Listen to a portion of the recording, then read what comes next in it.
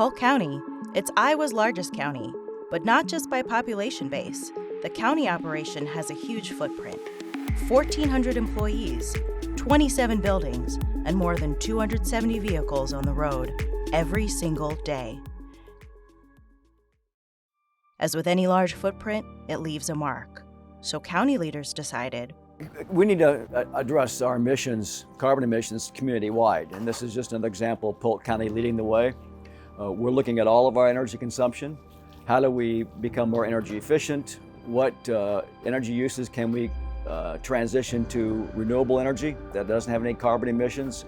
So how can we lower our carbon footprint as our county operation? At Polk County, the Board of Supervisors implemented a new sustainability effort, led by a committee of environmental experts to look closely at our carbon footprint and make some necessary changes.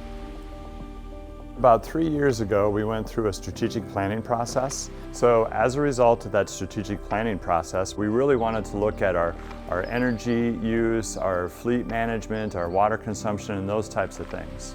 It turns out, Polk County, like any large organization, uses quite literally a ton of resources that impact our carbon footprint.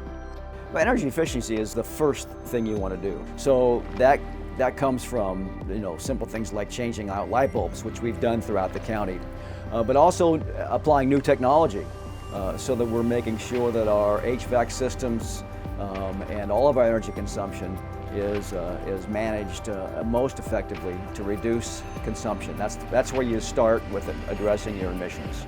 But Polk County doesn't just stop there.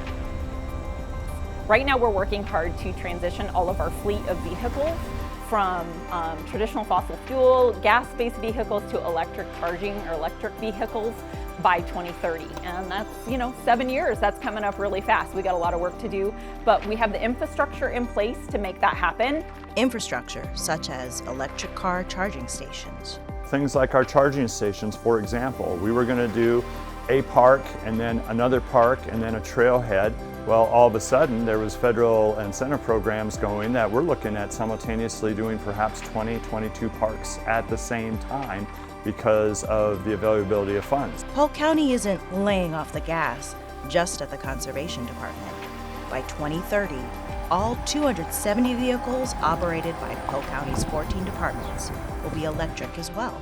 It will save money because they're much cheaper to operate. There are some federal funds available through the Biden administration to go towards purchasing electric vehicles.